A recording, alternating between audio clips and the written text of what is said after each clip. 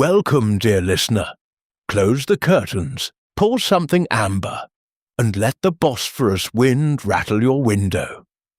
Tonight we sail 30 hours east of Times Square, to a city that keeps 3 continents in its purse. Archie Goodwin. I carry the luggage, crack the wise, and when the orchids allow solve the murders. My employer, Mr. Nero Wolfe, solves them without leaving his armchair. Until tonight. Chapter 1. The Body on the Marble. The scream arrived first, high, metallic, the kind that ricochets off water and keeps ricocheting inside your skull.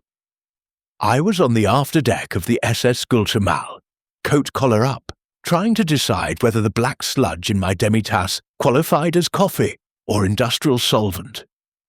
The second scream was shorter, wetter, and ended in a thud that carried across half the Bosphorus. Floodlights exploded along the European shore. Dolmabahce Palace, all wedding cake marble and bad memories, lit up like opening night at the Met. A woman in emerald silk stumbled down the grand staircase, one shoe gone, both hands painted the colour of fresh pomegranate. Behind her, flat on his back with arms flung wide like a careless crucifix, lay a man in white tie and tails. The tails were no longer white. I vaulted the rail before my brain finished the paperwork. The caïque I hailed was rowed by a boy who couldn't have been more than 12, and already smoked like a smelting plant. "Sarai Burnu!" I barked, tossing him a silver lira. He grinned, showing 1 gold tooth and 0 questions, and bent to the oars. We slid under the shadow of the palace seawall. The floodlights turned the water the colour of diluted blood. Gendarmes were still clattering down the quay, boots sparking on the stones. I beat them by 20 seconds. The woman knelt 3 steps above the body, rocking, keening in a language that might have been French or pure terror. Her remaining shoe was Italian, size 5, heel snapped clean. I catalogued it the way Wolfe catalogues orchid hybrids, useful later. The dead man's face was turned toward the moon. I recognized him at once. Colonel Sir Reginald Hawkesworth, late of His Majesty's Secret Intelligence Service, currently of nowhere at all. Someone had opened his throat from mastoid to mastoid with a single confident stroke. The wound gaped like a second mouth, trying to finish a sentence the first one never started. I crouched, careful not to step in the widening delta. The colonel's right hand still clutched 2 objects. Object 1, a single yellow orchid petal, bruised violet at the lip. Object 2, a brass luggage tag, green verdigris at the edges, engraved in plain Roman capitals. Wolfe, New York. My stomach performed a triple axel. The petal was an Oncidium sphocilatum Wolfe's own hybrid, forced 3 weeks early, still locked in a crate below decks. The tag was from the matching crate. Someone had pried it off with a knife. The same knife, I suspected, that had pried the colonel's future from his neck. A shadow fell across the marble. Inspector Kemal Bey, Homicide Division, Istanbul Emniyet, loomed like a disappointed minaret. His moustache alone could have directed traffic. "Mr. Goodwin," he said in Oxford English, polished to a lethal sheen, "your employer has the luck of the devil, and the timing of a cuckolded husband." Meaning the colonel died clutching evidence addressed to the one detective in Christendom vein enough to follow a flower across the world. He opened a kidskin evidence pouch. Inside lay the petal and the tag, already sealed in wax like a pharaoh's curse. Behind us, the woman in emerald silk gave a final hiccup and folded forward. I caught her before her forehead kissed the blood. Up close, she smelled of a tar of roses and terror. Her pulse fluttered against my thumb like a trapped moth. Name? I asked Mal. "Lady Hawksworth, the Colonel's wife of 11 weeks. She discovered the body." "Convenient or tragic," he said, but his eyes were doing arithmetic. I eased her onto the lower step. Her eyelids fluttered. Green irises dilated. Shock, not drugs. Good shock talks eventually. Mal snapped orders in liquid Turkish. 2 gendarmes unrolled a canvas screen. A third produced a tape measure and began chanting distances like a muezzin calling the faithful to geometry. I studied the staircase. 106 steps from quay to palace gate. I counted on the way down. Blood had sheeted down the first 12, then spattered, then dripped. The killer had stood above the Colonel, struck once, and walked upward into the palace. No footprints in the blood. The marble was still warm from the day's sun, tacky but not sticky. The cut was right-handed, upward angle, suggesting the killer was shorter than the Colonel's 6'1".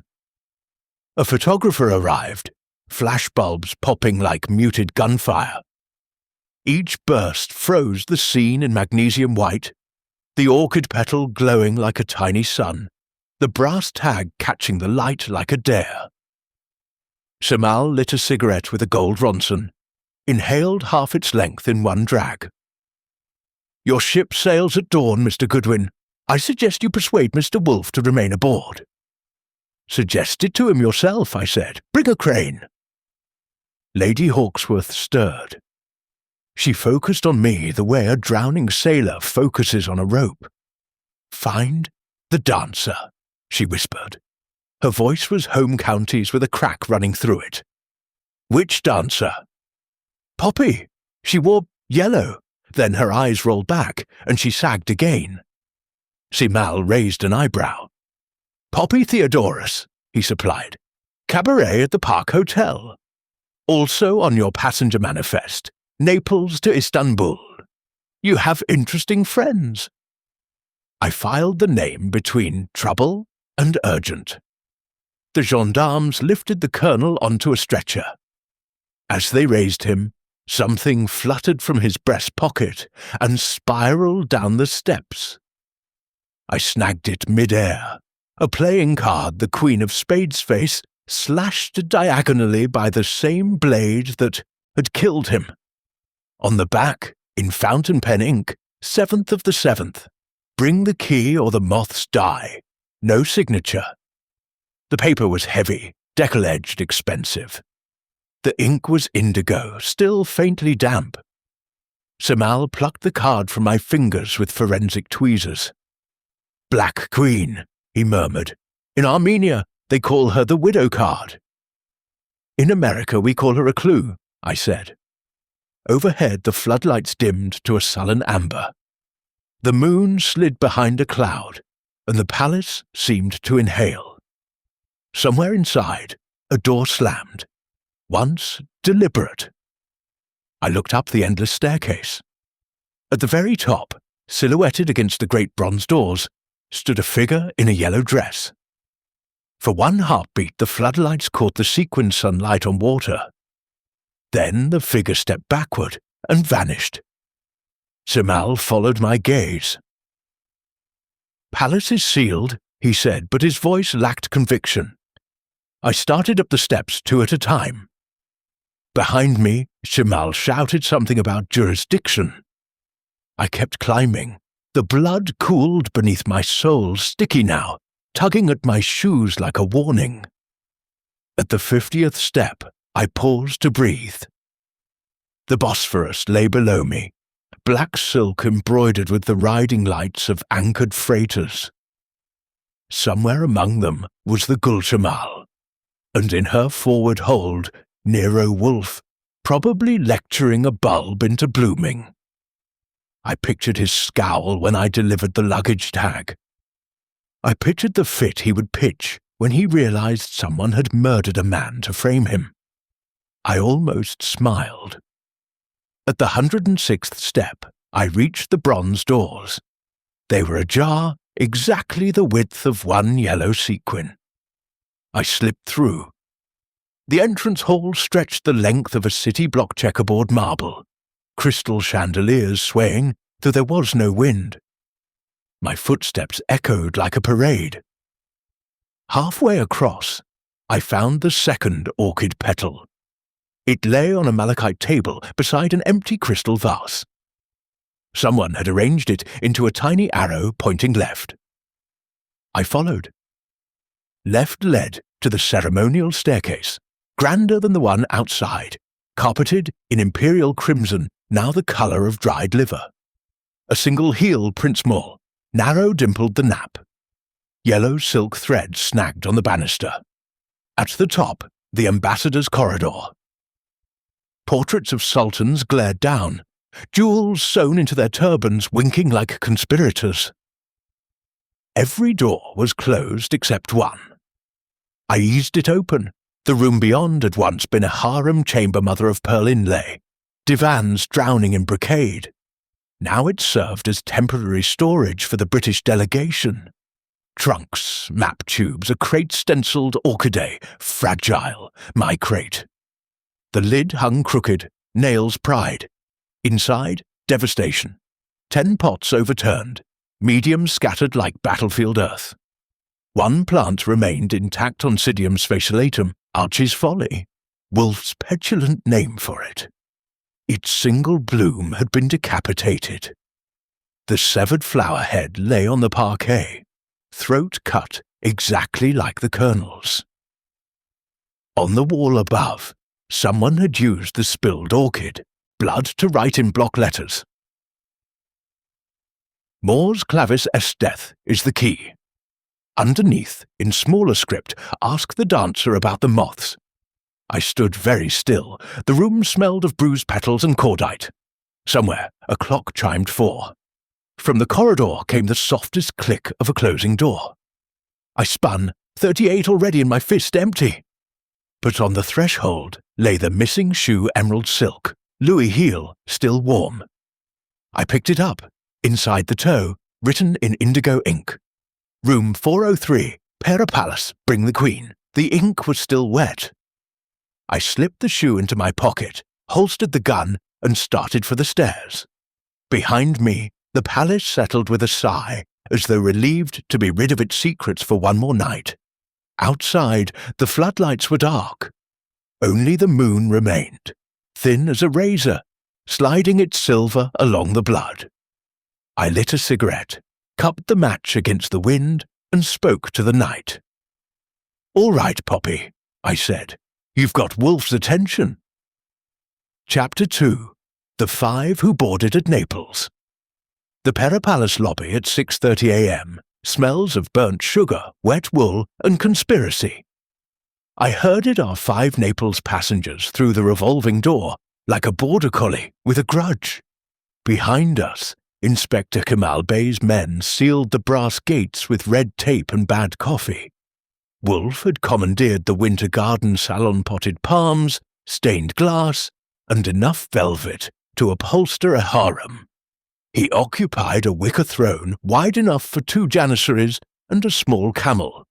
On the table before him, 1 silver tray, 6 demi-tasses, 0 patience. "Archie," he rumbled, "present the suspects. I dislike surprises before breakfast." Wolfe inhaled, expanding until the wicker creaked surrender. "Confess," he said. "Which of you is a thief?" Silence thick enough to slice and serve with K-Mac. I broke it. Someone pried Wolfe's orchid crate at 2:47 a.m. Someone left a petal in a dead man's hand. Someone wrote Latin on a wall in plant blood talk. Lady Hawksworth spoke first, voice like cracked Sèvres. "My husband was meeting a contact. He said only, 'Bring the Queen.' I thought he meant me." A tear slid, perfect as a pearl. I gave it a B- for sincerity. The Lunamothi, Actius lunawing's secret Tyrian pigment. The colonel stole my last breeding pair in Naples. Opened a tin box. Empty velvet depressions where 2 moths should have slept. Poppy laughed. Low, smoky. "Poor Otto! The moths flew away the moment the crate opened. They prefer freedom to science." She lifted her yellow skirt an inch. A silk anklet glittered with pinned lunar wings dead. "Iridescent souvenirs," she purred. Captain Rossi clicked his heels. "I supplied the Colonel's dress dagger ceremonial, not murder. If it was used, someone borrowed without asking." He produced the empty sheath from his belt. Monogram. G.R. Tutungian unrolled his carpet with a snap.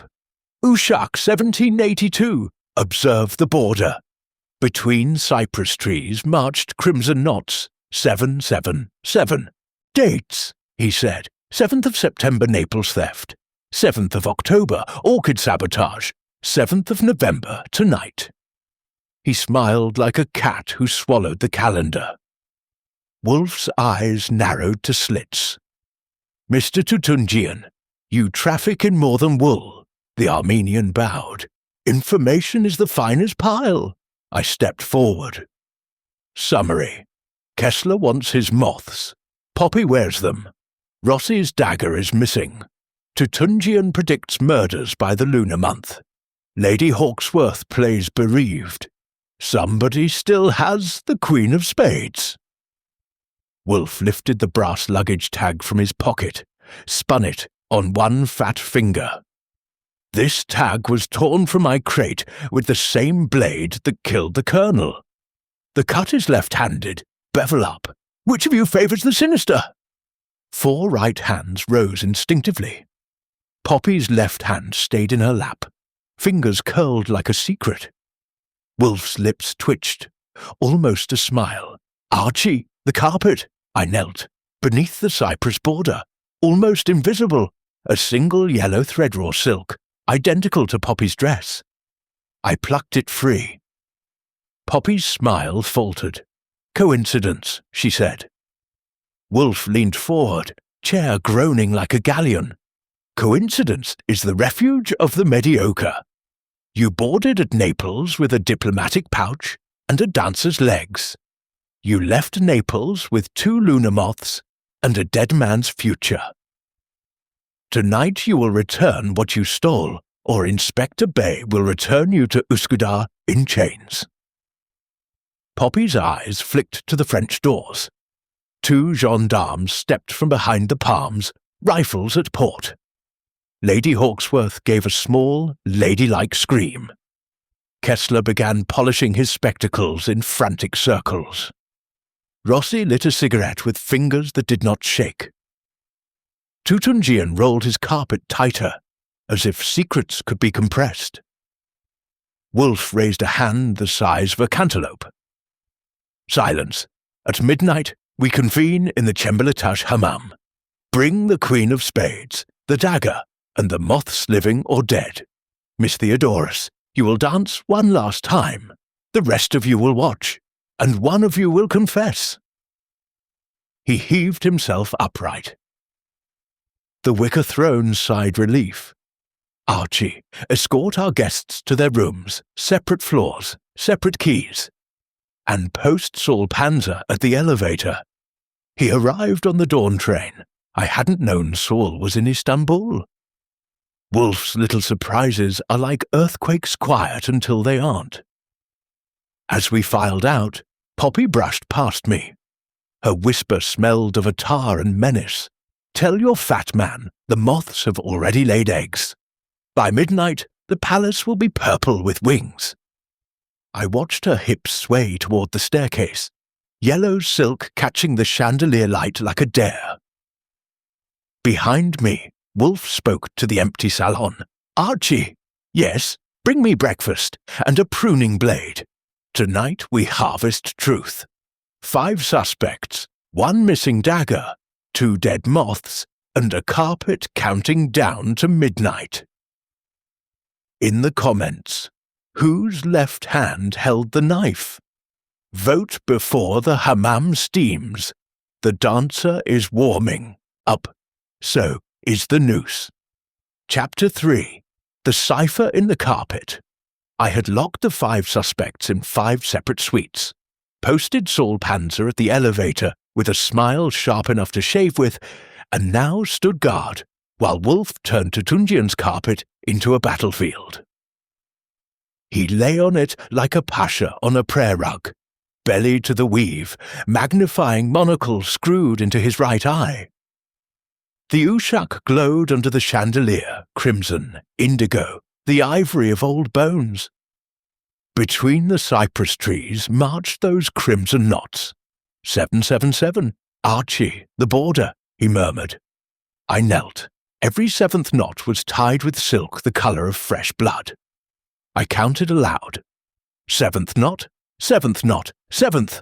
Wolfe's hand shot up. Translate the gaps. I fetched my pocket ruler. Between each crimson knot, 6 natural wool knots. 6 empty, 1 full. I whistled. September 7th, October 7th, November 7th. Precisely, Wolfe said. Tonight. Someone rehearsed 2 murders and scheduled an encore. He rolled slow, majestic until the carpet was beneath him like a magic carpet that had eaten its genie. Feel the pile, I pressed. Beneath the third cypress from the left, the weave was thinner, almost slick. I slit the backing with my penknife. Inside, a strip of rice paper no bigger than a tram ticket. On it, in violet ink, Mors clavis est. Ask the dancer about the moths. Bring the queen at moonrise. Burn this. Wolfe inhaled the paper the way other men inhale cigars. Archie, the moths. I produced Kessler's empty tin. Velvet hollows, 2 moth-shaped ghosts. Wolfe pinched the velvet between thumb and forefinger. Tyrian secretion. Enough pigment to dye a ball gown the purple of emperors. He turned to the French doors. Poppy Theodorus intends to wear mourning that costs a kingdom. A soft knock 3, 2, 1. Saul Panzer slid inside, hat dripping. News from the quay, he said. Customs found a crate addressed to the Park Hotel Cabaret inside. 1 lunar moth, alive, wings clipped. Card pinned to the thorax, Queen of Spades, slashed. Wolfe's eyes glittered. Archie, the Queen is bait. Someone is fishing for us. I checked my watch. 11:07 a.m. Moonrise at 11:47 p.m.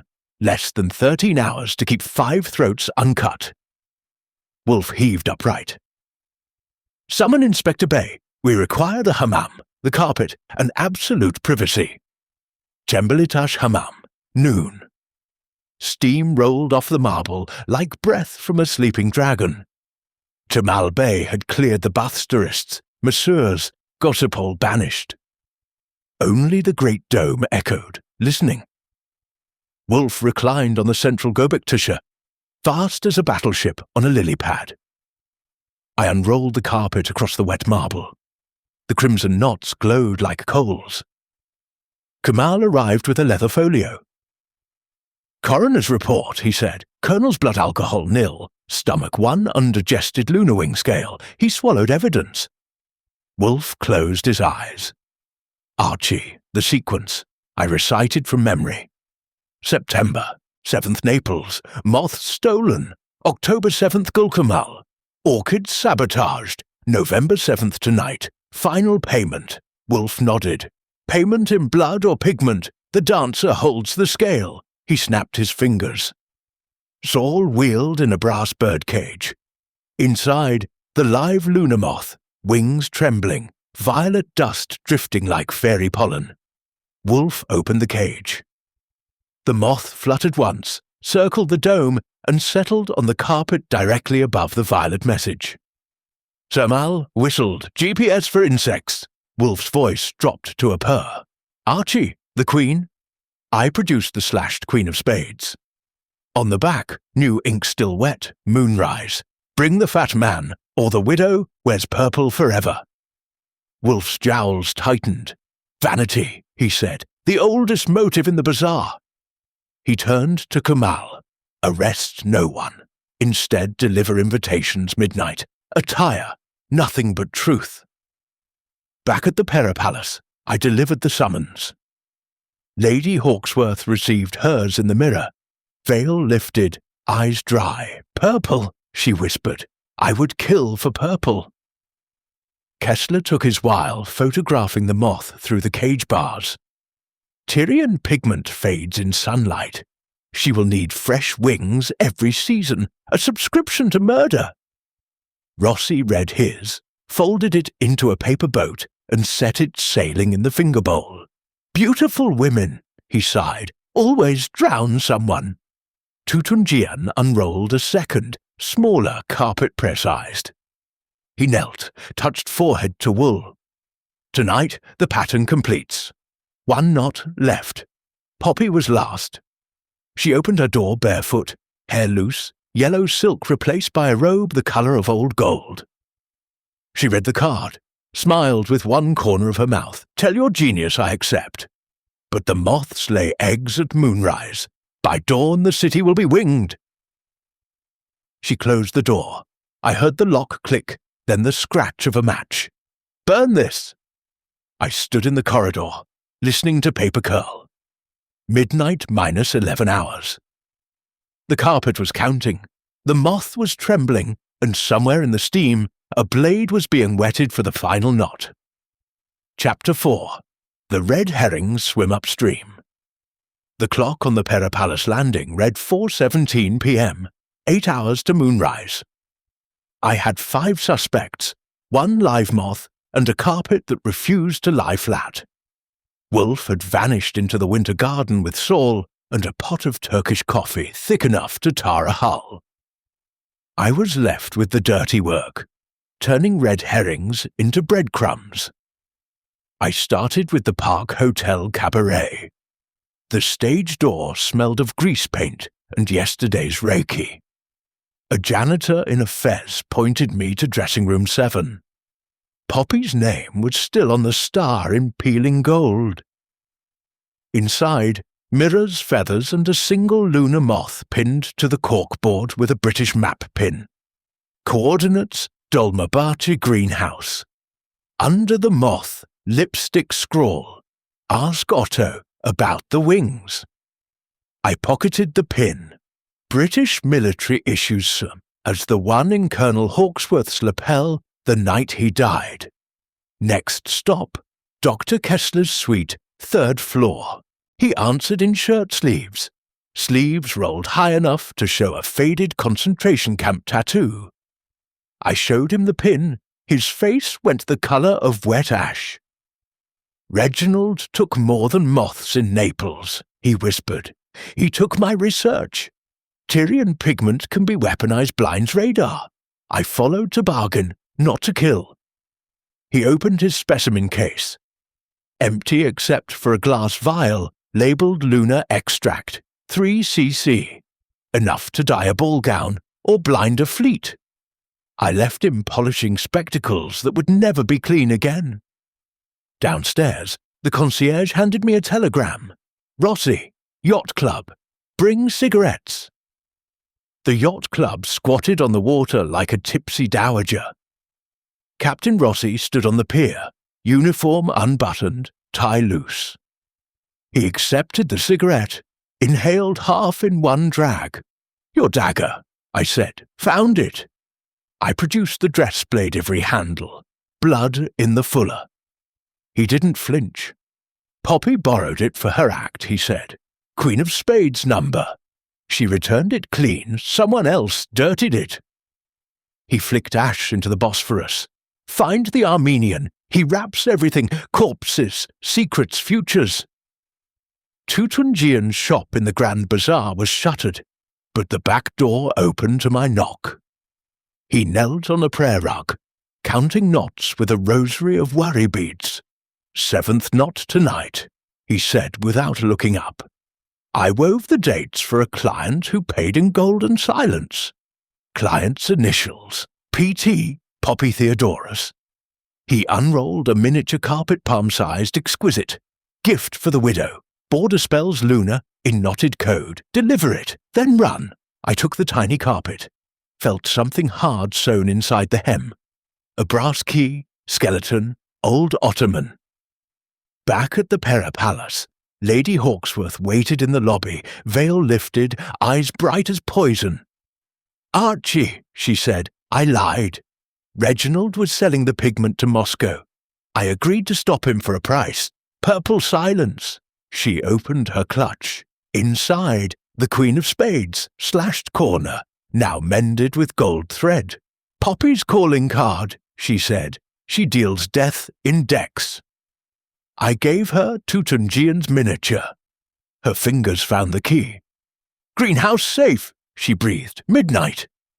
I had 4 confessions, 3 weapons, 2 motives, and 1 key. 0 time.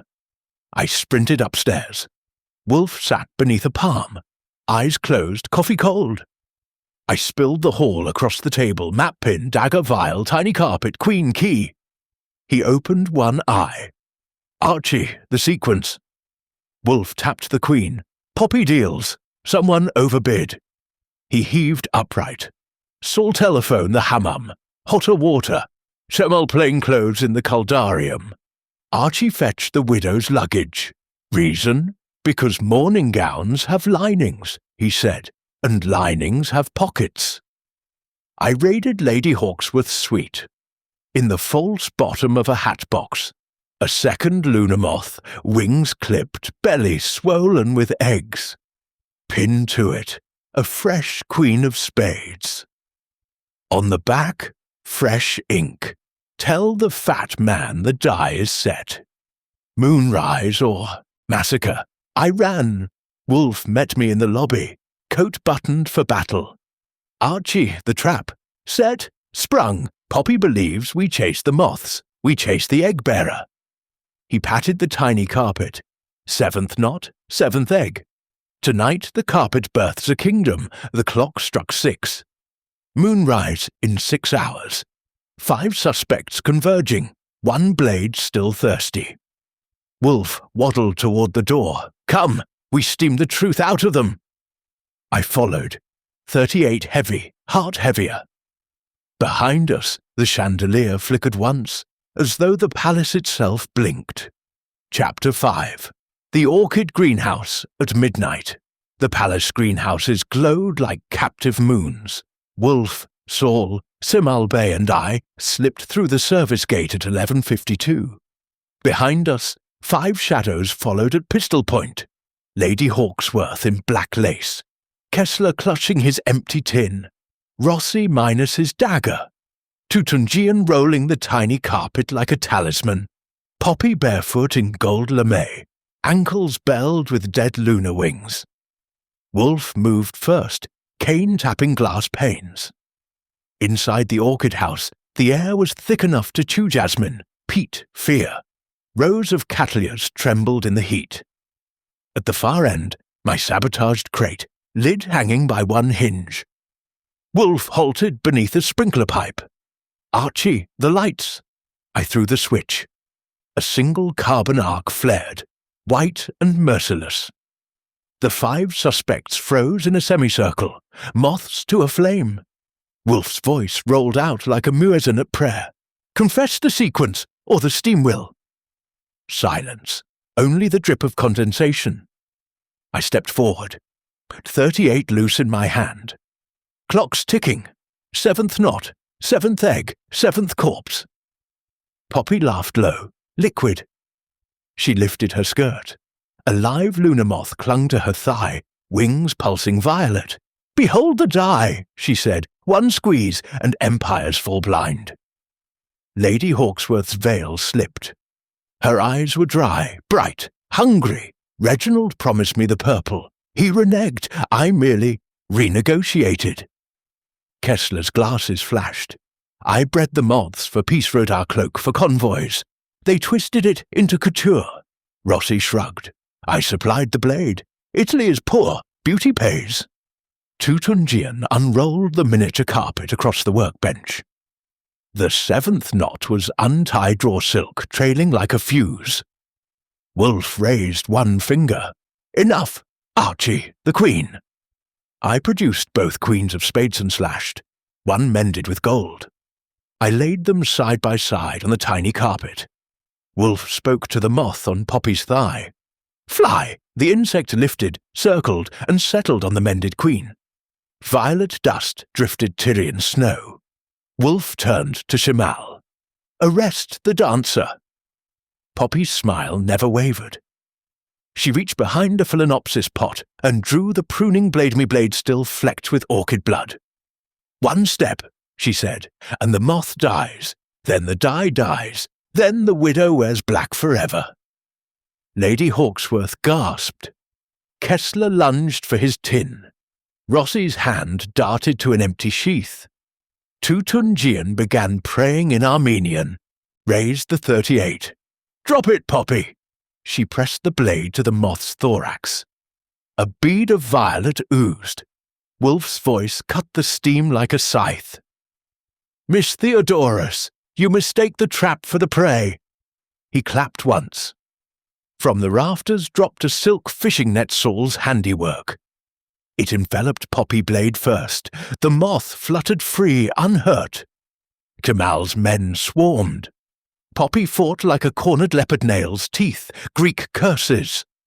The net tightened. The blade clattered to the tiles. Wolfe waddled forward, retrieved the moth, and cupped it gently. Archie, the safe.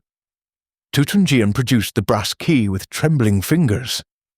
Behind the crate, a small Ottoman safe was set into the wall. I turned the key. Wolfe closed the safe. "Vanity," he said. "Lady Hawksworth desired the purple. Poppy desired the profit. The colonel desired both, and paid with his throat." Poppy spat blood, her lip split on the net. "Prove it." Wolfe held up the moth. "Thumbprint in Tyrian on the vial matches the one on your lipstick tube. Room 7, Park Hotel. The pruning blade bears your skin cells and Kessler's pollen. The ledger is in your handwriting, verified by Inspector Bay's graphologist at 9:12 this evening." Kemal snapped cuffs. Poppy's gold lame tore like cheap dawn. Lady Hawksworth sank to her knees among the orchids. "A purple," she whispered, "was all I asked." Kessler began to cry soft, "Swiss, precise." Rossi lit a cigarette with shaking fingers. "War makes monsters of us all." Tutungian rolled the tiny carpet tight. "7th knot tied," he said, "pattern complete." Wolfe turned to me. "Archie, the crate. I righted the ruined oncidium. 1 spike remained. 3 buds, swollen, fragrant." Wolfe inhaled. "Life persists," he said, "even when pruned by fools." He faced the prisoners. Miss Theodorus, 20 years. Lady Hawksworth, accessory, 5. The rest witnesses. The moths confiscated for science. He released the Luna into the dark. It spiraled upward, violet on black, and vanished through a broken pane. Semal tipped his fez. "Midnight, Mr. Wolfe. You promised truth. You delivered steam." Wolfe's lips twitched. "Steam is merely truth, with better scenery." We left the greenhouse. Behind us, the arc light died.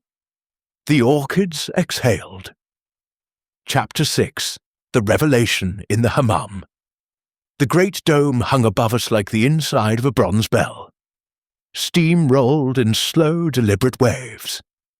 Every drop that struck the Gobek Tasha hissed like a gossip. Wolfe occupied the central slab, naked as a statue. Towel the size of a circus tent knotted at his waist. Around him, 5 suspects knelt on marble, warmed by 4 centuries of secrets. Zamal Bey's plainclothesmen stood ankle-deep in water, rifles slung, eyes bright. Saul Panzer lounged by the cold plunge, rolling a cigarette he would never light. Wolfe spoke first, voice low, carrying farther than any shout. "Confess the colour of the lie, and I will spare you the temperature of truth." No one moved. I stood behind Wolfe. 38 holstered, but unsnappy Wolfe lifted the cup. The moth fluttered once, settled. "Observe," he said, "Actius luna secretes Tyrian pigment only when gravid. This female carries 7 eggs sewn for each knot in Mr. Tutungian's carpet. Tonight, she lays the empire." He turned the cup. The moth crawled onto his thumb, wings spreading violet fans. "Miss Theodorus, you stole the pair in Naples. Dr. Kessler, You followed to reclaim them. Captain Rossi, you supplied the blade. Mr. Tutungian, you wove the calendar. Lady Hawksworth, you ordered the gown. Colonel Hawksworth refused to deliver, so you delivered him.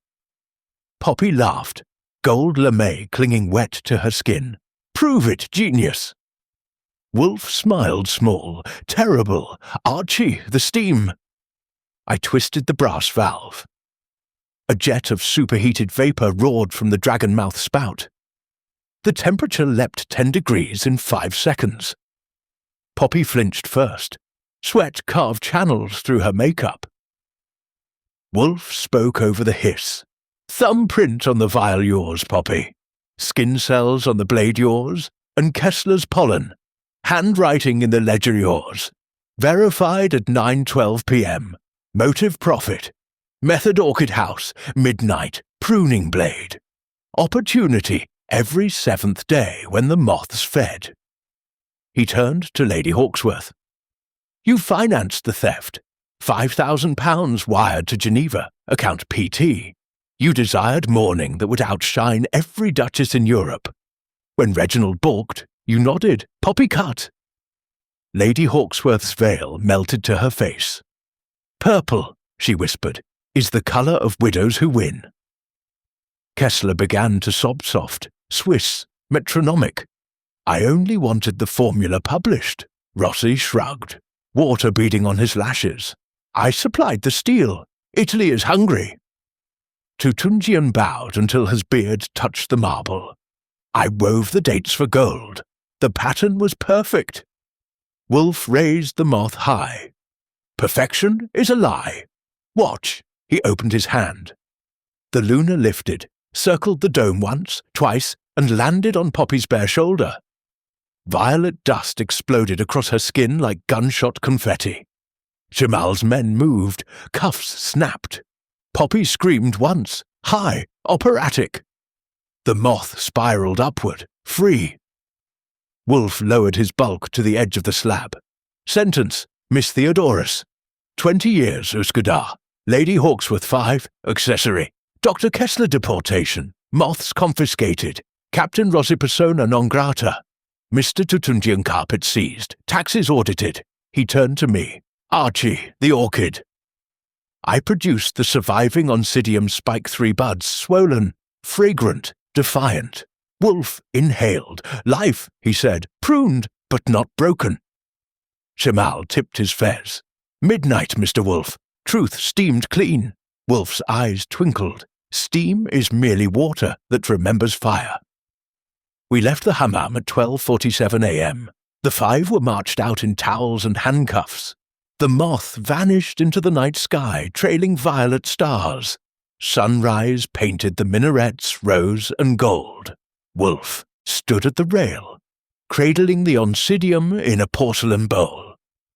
I lit a cigarette, offered him the match. He waved it away.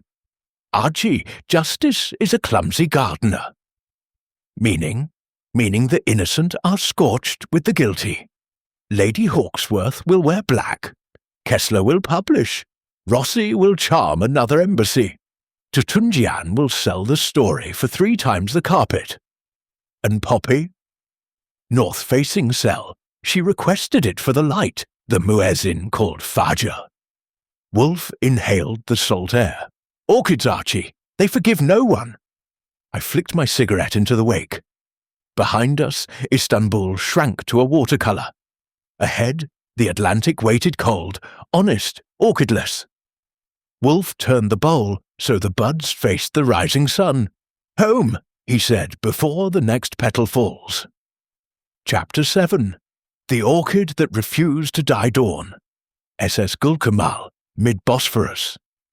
The city slid past like a dream someone forgot to finish. Wolfe stood at the rail, cradling the porcelain bowl that held the last living spike of Oncidium sfasciatum, Archie's folly.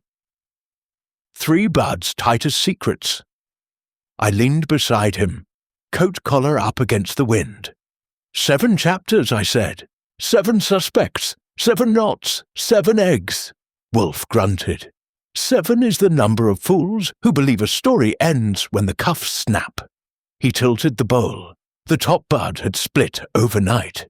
A lip of yellow-green flame peeked out, bruised violet at the edge. The orchid was blooming in spite of every knife, every net, every lie. Life, Wolfe murmured, is insolent. Behind us, a throat cleared soft, apologetic. Saul Panzer, hat in hand, eyes bright as a fresh nickel. Radio from Jamal Bay. Uskadar Women's Block. Poppy Theodorus requests an audience. Says she has 1 petal left to drop.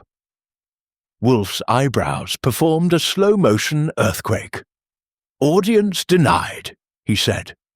Orchids do not negotiate with aphids. Saul's grin widened. She anticipated that, left this on the dock. He produced a square of yellow silk, folded into a tiny envelope. Inside, 1 lunar moth wing intact, violet veins glowing, and a single line in indigo ink. The 8th egg lives. Find it before the widow wears purple again. Wolfe's nostrils flared. He tucked the wing between the orchid's leaves like a bookmark. Archie, the manifest. I fetched the passenger list. Line 17. Lady Hawksworth, cabin 12, sailing west, under escort, destination Gibraltar. Sentence commuted to exile British pressure. Old school ties. Wolfe's lips curled.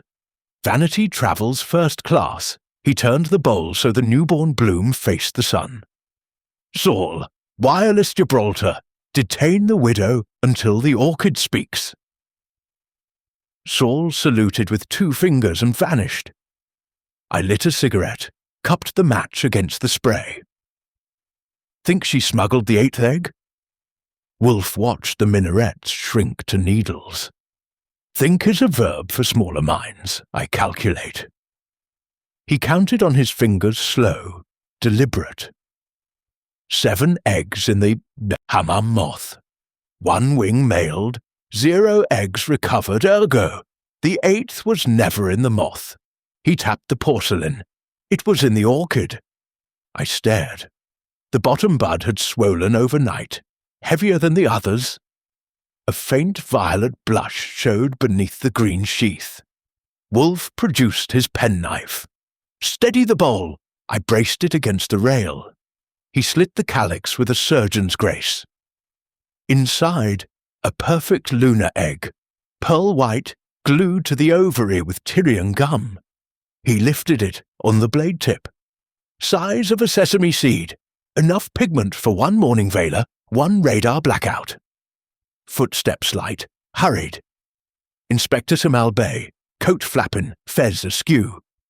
He had boarded at the last gangway, breathing like a bellows. Mr. Wolfe, he panted. The widow's luggage. Customs found a false lining, empty. Wolfe held up the egg. Not empty, merely premature. Simal's moustache drooped. She sails in 40 minutes. Wolfe wrapped the egg in the yellow silk wing. Archie, the ship's surgeon.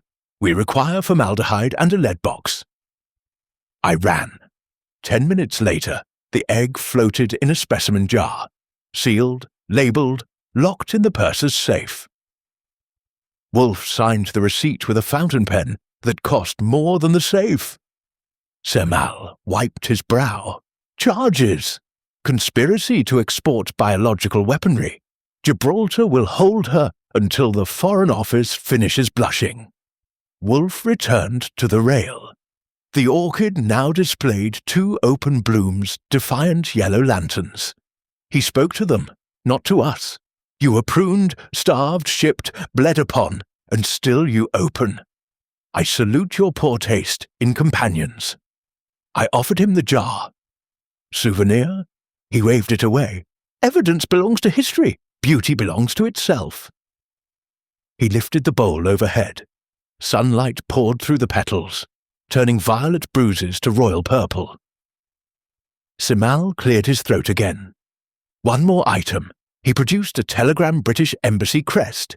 Mr. Wolfe, stop orchid exhibit. London stop request. Loan of survivor. Stop Her Majesty's garden party. Stop RSVP stop.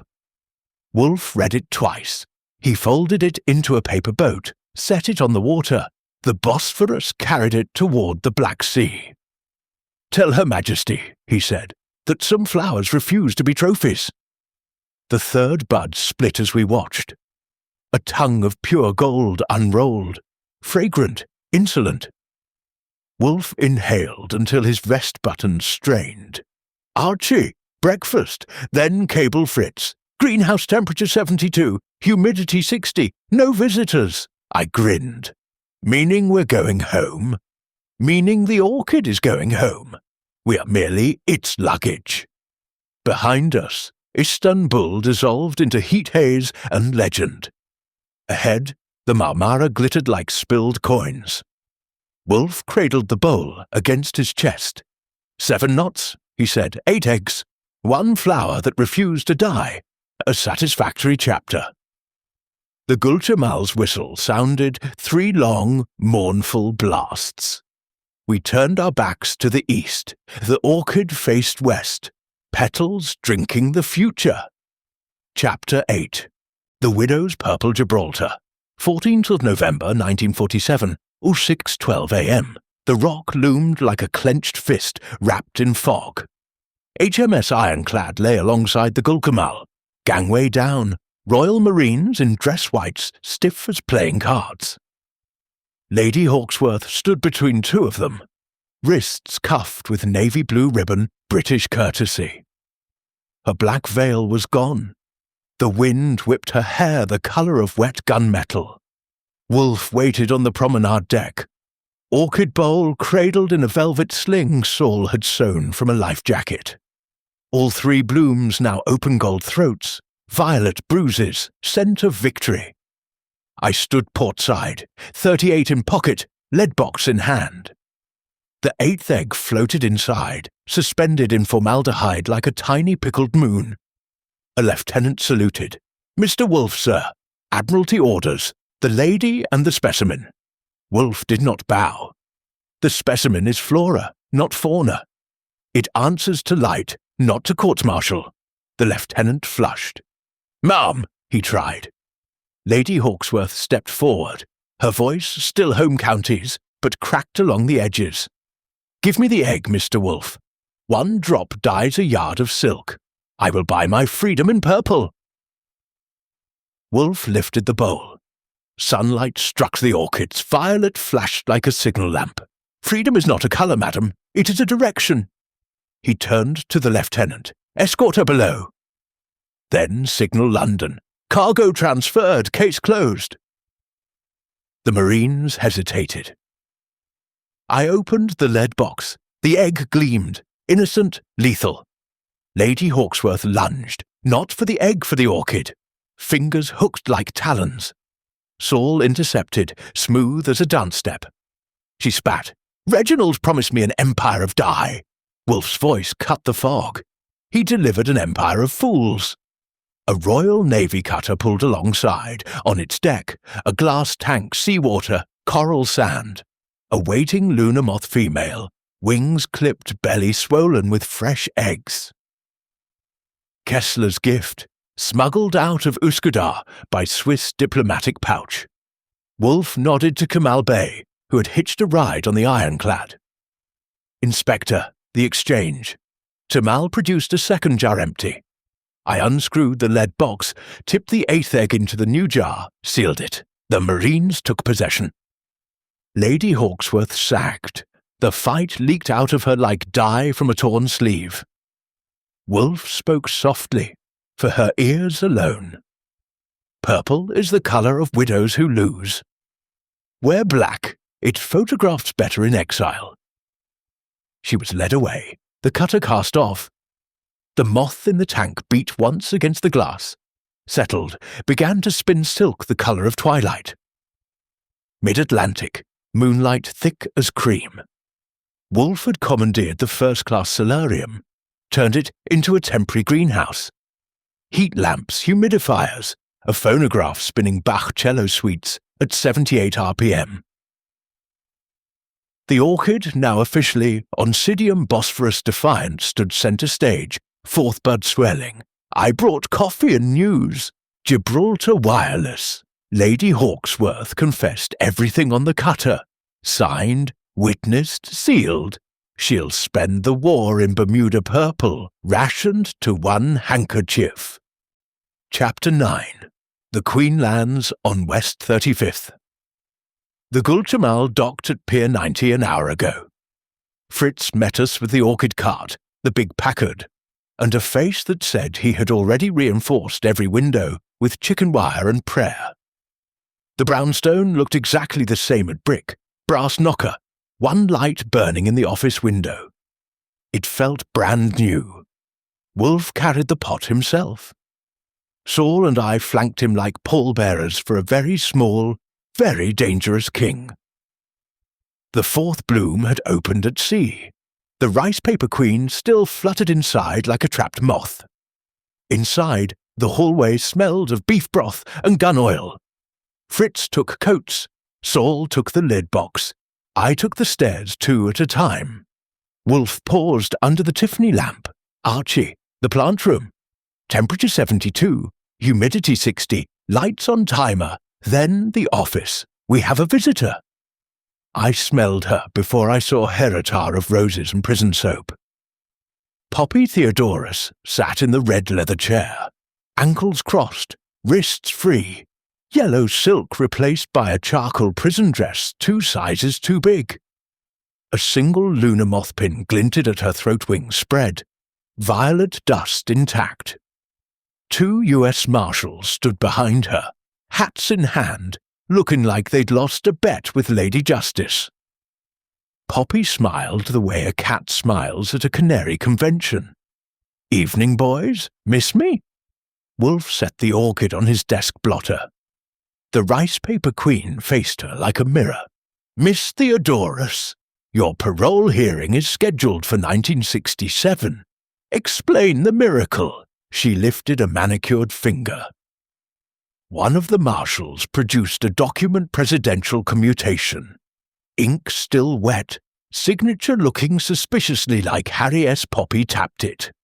"National security, darling. The moth dye blinds Russian radar. Uncle Sam traded 20 years for 1 wing." Wolfe's eyes narrowed to slits. "You smuggled the formula." "Memorized," she corrected. "Every amino chainsaw's little net in the hammam." I palmed the real vial. The 8th egg was a decoy. The 9th lives here. She touched her temple. I stepped forward. "Lady Hawksworth is in Bermuda, knitting black doilies. You're in my chair. Pick a lane." Poppy stood slow, deliberate. The moth pin caught the desk lamp and threw violet shards across the ceiling. "Lane chosen. I'm the new tenant of the front room." "Government lease. You supply the orchids, I supply the dye. We split the profit 50-50. Wolfe's chuckle filled the room like a bass drum. "Madam, this brownstone is not a hothouse for treason." He lifted the orchid. "Observe." With one pudgy finger, he flicked the rice paper queen. It spun, revealing fresh ink on the reverse-me handwriting, copied in Poppy's indigo FBI, 30 church stask for Agent Delaney bring moth. Poppy's smile froze. Wolfe continued. Archie composed that at 3:12 a.m. on the voyage. I wirelessed Delaney from the Azores. Your formula is already in a vault beneath Federal Plaza. Your pin, he pinched the lunar brooch free, is sterile. He crushed the wings between thumb and forefinger. Violet dust drifted onto the blotter like expensive ash. Poppy lunged. Saul caught her wrist. The marshals caught the other. She spat Greek fire. "You think you pruned me? I'm the root." Wolfe opened the middle drawer, produced a fresh Queen of Spades pristine, unsigned. He laid it beside the orchid. "Roots can be grafted. You will winter in Leavenworth. The orchids will winter here. Agent Delaney will winter rich." Poppy's eyes flicked to the window. Headlights swept the street, 2 sedans, FBI plates. She sagged. The fight drained out like dye from a torn sleeve.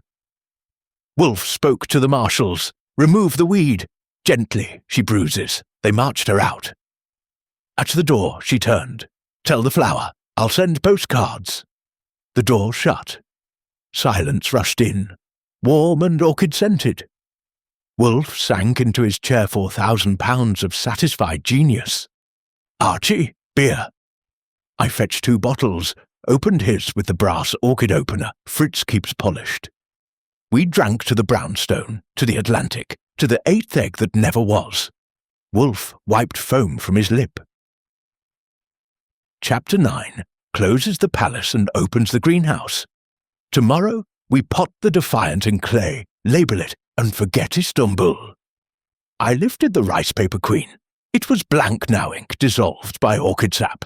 Forgotten, I said. Wolfe eyed the plant. The 5th bud had begun to swell tight, green, defiant. He spoke to it, not to me. Bloom on your own schedule. We have all the time in the world. Outside, snow started to fall first of the season, fat Manhattan flakes. Inside, the orchids drank lamplight and kept their secrets. And if you rode every knot from Istanbul to 35th, tip your fedora below. Fritz is baking apple pie for the sharpest detectives. Good night, brownstone. Good night, orchids. The palace is closed. The greenhouse is open permanently. Chapter 10. The Orchid Names Itself. 22nd November 1947, 5:58 a.m. West 35th Street, Brownstone Plant Room. Temperature 72, humidity 60, lights on timer. The city outside was a white hush. Inside, 10,000 orchids breathed in unison. Wolfe stood at bench 3 in his yellow pyjamas and velvet slippers, coffee balanced on a tray with one hand, the other cradling Bosphorus Defiant. The 5th bud had opened while we slept, full-throated, gold lip-veined violet, perfume thick enough to bottle. At its heart, a perfect drop of Tyrian dew trembled. I leaned in the doorway, coat still on, snow melting off my hat. Fritz says the comments closed at 4,312 votes. Wolfe grunted approval. He set the coffee down, lifted the brass nameplate Saul had engraved at 3 a.m. checkmate Queen 5th bloom of Bosphorus Defiant, 22, November 1947, from Istanbul, with 7 knots and 1 royal flush. He screwed it to the clay pot. The orchid accepted the title the way a monarch accepts a crown, without comment, without doubt. Wolfe spoke to the flower. You survived knives, nets, oceans, and a dancer with delusions of empire. You have earned your throne. He produced a silver teaspoon, scooped the Tyrian drop, and let it fall into a crystal veal 1 drop. Enough to dye a handkerchief the colour of midnight royalty. Archie, the vault. I opened the floor safe behind the cattleyas. Inside, the lead box, the rice paper queen, Poppy's crushed moth pin, the ledger, the brass key. Wolfe added the vial. I spun the dial. Click. He wiped his hands on a towel, monogrammed NW History sealed. Beauty released. We carried the pot to the big south window. Snow drifted past the glass like slow-motion confetti. The orchid caught the first pale shaft of sunrise and turned it into stained glass gold. Fritz appeared with a silver tray. Shirred eggs, Canadian bacon, corn muffins, and 2 pots and coffee. 1 cocoa for the orchids. He set a 3rd item beside the plate, a telegram on White House onion skin. Mr. Nero, Wolfe West, the 35th Street stop. Dye formula received, stop Russian radar, blinded for duration. Stop thanks from a grateful nation. Stoffst Wolfe folded it into a paper airplane, launched it toward the Phalaenopsis. It landed on a leaf and stayed. I buttered a muffin. Poppy's postcards start tomorrow. Leavenworth postmark. Wolfe sipped coffee. Let her write. Paper is cheaper than parole. He studied the checkmate queen. Archie, the ledger. I fetched it from the safe last time tonight. On the final page, in Poppy's indigo hand, final entry, 21 Nov. The orchid keeps the real 9th egg. Find it when the 10th bloom opens, Game never ends. P.T. Wolfe closed the book. Amateur theatrics. There are only 9 buds on the spike. He counted aloud, touching each swollen sheath. 5 open, 4 to go. No room for a 10th, I grinned, unless the plant grafted a new spike while we blinked. We looked. Behind the main stem, hidden in the axil, a tiny green shoot had appeared overnight thin as a paper cut. Already carrying one microscopic budwolf's eyes widened a heroic millimetre. Insolence lifted the pot to eye level. You refuse to end the story. The orchid answered by dropping a single petal onto his slipper gold. Violet. Perfect. Fritz cleared his throat. Telephone, Mr. Wolfe. London Kew Gardens. They beg the loan of 1 bloom for the coronation. Wolfe set the pot down. Tell Kew the Queen is in residence and taking no visitors. He turned to me. Archie, the typewriter. I rolled in the Remington. He dictated while the snow thickened. To the listeners of the world, the palace is shuttered, the dancer is caged, the die is federal, the orchid has spoken, 10 chapters, 10 blooms, 1 city that tried to kill a flower and failed. Thank you for walking the blood-stained steps with us. The greenhouse is now open to daylight, coffee and honest murder. Come back when the 10th bud splits. We will be here. The orchids always are. Nero Wolfe and Archie Goodwin. I signed it with a flourish, pulled the page, folded it into the brass suggestion box by the door. Wolfe lifted the checkmate queen one last time. Sunrise poured through the skylight, turning every drop of condensation into a tiny rainbow. He spoke to the room, to the city, to the snow. Case closed, story open, breakfast served. We left the plant room. Behind us, the 10th bud still nameless, still secret caught the light and held it like a promise. The checkmate queen reigns, the 10th bud waits. In the comments, your final move. What colour will the 10th bloom be? Gold again? Violet? Or something Istanbul never dared? Top vote will be whispered to the bud at dawn. And if you walked every knot, every egg, every lie from palace steps to brownstone skylight, stand up wherever you are and take a bow. Has mailed you a petal. Check your mailbox. Good morning, detectives. The greenhouse is warm. The coffee is hot. The orchids forgive no one, but they do invite you back. See you at the next pruning. Bring sunlight